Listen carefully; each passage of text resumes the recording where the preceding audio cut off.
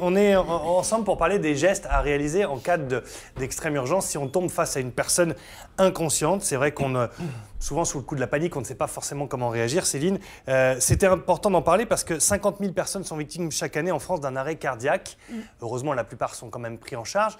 Mais c'est vrai que quand on n'est pas du tout formé et quand on n'a aucune connaissance des bons gestes à adopter, c'est le trou noir, c'est la panique et on ne sait pas comment réagir. Oui, et puis surtout, en fait, les arrêts cardiaques se passent bien souvent, en fait, au domicile, au travail, dans la rue. Ça ne se passe pas forcément à l'hôpital avec toute une structure de médecins et tout ça.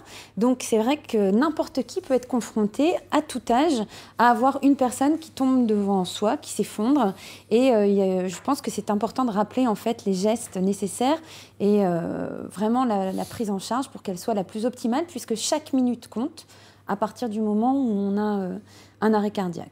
Mais c'est vrai que c'est important de développer en fait différentes situations. Là, on parle d'une personne inconsciente et je pense que c'est important de rappeler, je vais demander à mon confrère. Docteur Foulon, Stéphane Foulon, médecin généraliste avec une capacité de médecine d'urgence. Vous êtes avec nous parce que qu'est-ce qu'on fait quand on est face à une personne inconsciente, qu'on ne s'y attend pas, qu'on n'est pas du tout préparé? Quelle est la première chose à faire? Eh bien Thibault, la première chose à faire, c'est de vérifier que cette personne soit bien inconsciente. C'est-à-dire, comment on fait alors? Alors on s'approche, bonjour monsieur, bonjour madame, on prend la main de la personne, si c'est possible, et on va lui demander, monsieur, madame, si vous m'entendez, bougez les yeux ou serrez-moi la main. Ça va permettre de voir s'il y a une réaction de la personne et si cette personne, effectivement, est consciente ou non. Là, on prend la voie de aucune réaction. C'est-à-dire, vous lui parlez, vous demandez est-ce qu'elle vous serre la main, il ne se passe rien. Donc, on suppose que cette personne est inconsciente. Il va d'abord falloir, en premier lieu, vérifier si cette personne respire, ventile. Parce que si on ne respire pas, évidemment, on va mourir. Donc, c'est la première chose à faire. Donc, pour ça, on va se pencher sur cette personne, on va approcher notre joue de sa bouche, on va sentir s'il y a un souffle et on va voir s'il y a le thorax qui bouge ou non. D'accord. Donc voilà, là déjà deux possibilités, voir si la personne respire ou pas. Là, il y a deux options. Donc, si elle respire d'abord. Si la personne respire, la première chose qu'il va falloir faire, c'est la mettre en sécurité pour éviter qu'elle inhale. On en avait déjà parlé il y a quelques années, je crois, sur ce plateau. Et on va mettre la personne en position latérale de sécurité, dit PLS. Sur le côté. Voilà, sur le côté, le visage un peu dégagé. On a l'image. Voilà. On a l'image qui va apparaître à l'écran. Voilà, on la déplace. De cette façon-là, c'est un geste bien précis. Il faut y aller avec précaution. Pourquoi ? Pour éviter d'abîmer le rachis, si la personne a eu un traumatisme avant, une chute qui aurait pu abîmer le rachis cervical ou des choses comme ça. Ça, c'est la position latérale de sécurité en attendant les secours qu'on est déjà normalement en train d'appeler. Bien évidemment, on va faire le 15, on va appeler les secours, on va faire expliquer la situation, ou on va expliquer la situation au téléphone calmement pour que les secours puissent arriver. Dans l'autre cas où la personne ne ventile pas, c'est-à-dire il n'y a rien, il n'y a pas de réaction, il n'y a pas de ventilation. Dernière chose à vérifier, est-ce que la personne elle a un cœur qui fonctionne, est-ce qu'elle a un pouls?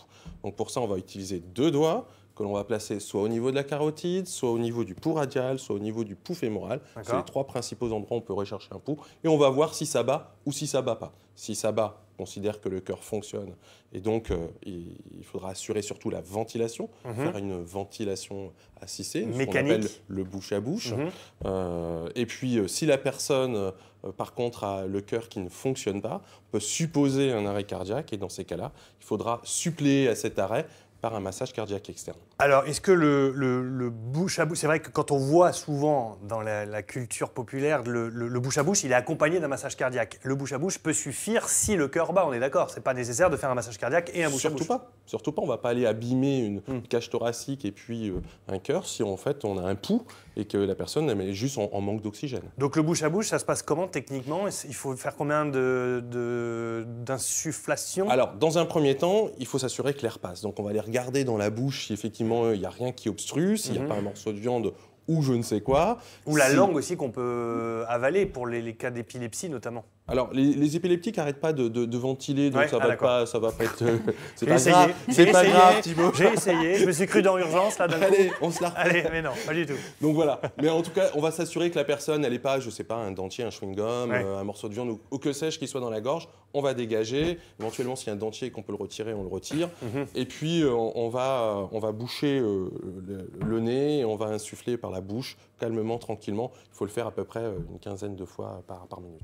Par minute, d'accord. Alors, dans le cas où effectivement il faut faire Tout à fait, l'arrêt Docteur cardiaque. Vaconsin. Docteur Vaconsin, voilà.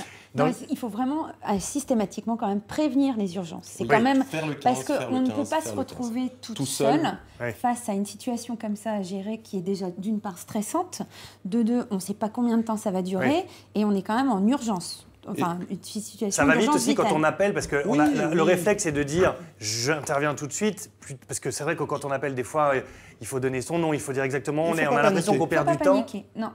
Il ne faut pas paniquer. Ouais. Voilà, il faut se laisser guider par le centre 15 qui en plus va pouvoir aussi nous guider dans les gestes qui sauvent. D'accord. Alors on revient dans notre cas où il n'y a pas ni de souffle, ni de cœur qui bat. Massage là- cardiaque plus bouche à bouche. Le Maintenant- massage cardiaque, Maintenant, on ne le fait plus systématiquement, le bouche à bouche. En fait, ce qui est le plus important, c'est de masser, puisqu'en fait, on va faire circuler le sang, on va oxygéner les organes, et donc on ne fait plus de bouche à bouche. D'accord. Aujourd'hui, on ne fait que masser. mais Céline, elle nous a trouvé un conseil super bien en cas de massage cardiaque, c'est qu'il faut penser à une chanson, à une musique. Qui ne connaît pas Staying Alive Non, des en Bee fait, Gees non, non. Et pourtant, il paraît que c'est le bon rythme à avoir Mais pour non, faire le parce qu'en massage fait, cardiaque. c'est quand même un rythme Oui. soutenu. Tout à fait, Thibaut. J'allais prononcer un autre prénom, mais c'est pas grave. Non, et c'est vrai que c'est physique. On a beau rire et tout ça, mais il faut quand même se dire que... Enfin, on va juste rappeler deux petits trucs. C'est qu'une personne inconsciente qui ne respire pas, on la déshabille et on débute un massage cardiaque. Le massage cardiaque, c'est quand même physique. On se met à côté de la personne, On joint les mains. on joint les mains. C'est notre poids qui va appliquer en fait une dépression pour faire circuler le sang. Pour réactiver la pompe du cœur, en fait, c'est Voilà. ça l'idée. Et on ne doit jamais arrêter Et on tant ne que les doit secours ne jamais sont pas arrêter. arrivés. On va voir des images justement pour Sauf montrer si le la personne rythme se réveille. nécessaire. Non, restez là, monsieur, je continue. Voilà. Ce rythme-là, oui, mais là, on ne s'arrête jamais, il n'y a pas des pauses. Non, pas de pause. Donc Écoutez c'est la pour ça musique, que écoutez. il fallait bien que je mette. C'est une centaine de mouvements par minute. Donc il faut vous dire que tout ce qui est urgence, SAMU et tout ça, ils vont quand même mettre plusieurs minutes à venir. Oui. Et c'est vraiment très physique de masser. On termine avec quelque chose qu'on connaît mal, je trouve assez, enfin malheureusement dans les entreprises, alors que c'est vraiment développé partout, c'est les défibrillateurs. Surtout que maintenant, depuis 2007, tout le monde peut l'utiliser. Voilà, ça reste simple quand on ouvre le mode d'emploi et qu'on se laisse guider, mais comment on fait pour trouver un La défibrillateur? machine parle. Ouais, en plus. La machine parle en général. Comment on Mais fait on est pour dans la trouver rue, un on est dans la rue, comment on fait? Alors, on trouve quelqu'un on dans la est- rue, il est bah- 23h, comment on fait? Ben, on essaye, on espère que quelqu'un va arriver, ou sinon de toute façon on a prévenu les urgences et on commence le massage, on ne trouve personne, et ben c'est tout, on ne va pas partir chercher un défibrillateur, on reste bien sûr à masser. Si par hasard une personne arrive, on lui demande donc de trouver le plus rapidement possible un défibrillateur. D'accord. Aujourd'hui, sur n'importe quel type de téléphone, il y a des applications que je conseille vraiment de télécharger, il y en a plusieurs, qui permettent de localiser le défibrillateur le plus proche. En fonction de l'endroit où on Voilà. se trouve, évidemment. Ce qu'il Ok. faut, je pense qu'il est important de se dire, c'est que là, on fait une petite ébauche des signes, mais il faut vraiment se former. Et la formation, c'est vraiment quelques heures. Dans toute On la appelle France, qui pour on se peut... faire former dans tous Le les centres de CESU soins. à l'hôpital, la Croix-Rouge, voilà, il y a plein d'endroits D'organismes où de on peut, formation. voilà. Et il faut le faire Au parce que secourisme. vraiment, on peut tous être confrontés à cette situation. Très bien. Et on peut sauver des vies. Merci beaucoup. C'est beau quand même C'est pas pour vrai, Noël. vous êtes très forts tous La les deux. classe. Merci d'être venu jusqu'à nous. Elle était là, elle est là. Ah, ouf, elle est réapparue, j'ai eu peur. Gontran disparaît, Anne-Sophie disparaît. Je disparais. Seule au monde. Hein. Abracadabra. Anne-Sophie, alors, question, Non, mais réaction. pour Gontran, moi, je sais pourquoi on ne l'a pas avec nous. C'est parce qu'il est en train de manger plein de chocolat, Thibaut. On l'a Et qu'il a perdu pas dans envie le de chaudron. travailler alors qu'il est. Alors, j'avais relevé quelques questions, hein, justement, pour parler des gestes qui sauvent. Alors, Jeanne, vous avez entendu, hein, on vous a répondu pour votre question parce qu'elle se demandait justement si une personne est inconsciente et qu'elle ne respire plus, mais que je sens un pouls, qu'est-ce que je dois faire? On a bien compris, là, on peut faire le bouche à bouche. Mais on a une petite question de Luc qui réagit par rapport au massage cardiaque qu'on vient de voir en image. Et se dit, mais est-ce qu'on ne risque pas de faire plus de mal que de bien en faisant ce genre de mouvement? Il a peur de casser des côtes ou, enfin, voilà. Il voyez, vaut mieux c'est un casser petit une peu la côte et réanimer. difficulté. Bah, de toute façon, l'urgence est vitale. La personne est en train ou est décédée. Ouais. Donc, de toute façon, là, on fait tout pour la sauver. Donc, c'est vrai que beaucoup de gens ont souvent peur aux lésions que ça peut engendrer. Ou de faire du mal. Il y a un geste technique précis pour savoir où est-ce qu'il faut compresser, c'est faire une distance égale entre le...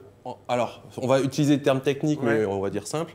Le manubrium, c'est-à-dire le haut du sternum, l'os qu'on a là sur la poitrine. Le creux, là. Voilà. Et puis, la petite pointe en bas de la poitrine, ce qui est l'apex du sternum. Anne-Sophie, on voit pas en bas. On voit pas la pointe du sternum. Et donc, pile poil entre les deux, voilà, c'est à peu près la distance entre les deux, mais au centre, hein, on cherche pas à compresser le cœur, on est vraiment entre les deux. Au milieu de la poitrine et au milieu de haut en bas par rapport à l'os. Voilà. Très bien, bon, voilà, c'est précis. Et le cœur, il est situé où précisément? Est-ce qu'on a une idée de l'endroit où est le cœur? Parce qu'on dit toujours j'ai le cœur à gauche. Pour la majorité des personnes, il est bien à gauche, Anne-Sophie. Pour la majorité des personnes, il est bien à gauche. Pour ceux qui en ont un. Non, mais parce que moi, je sais qu'on m'avait dit une fois qu'il n'était pas forcément toujours à gauche. Donc si on me répond une majorité des personnes, ça veut dire qu'il n'est pas toujours à gauche. Il y a une minorité de personnes qui peuvent être inversées et avoir les organes de gauche à droite et de droite à gauche. Incroyable ça. Mais on vous apprend des trucs. Ah oui, non, mais ça c'est... Personne n'est pareil, Thibaut. Personne. Incroyable. Bon, merci beaucoup. Une autre question?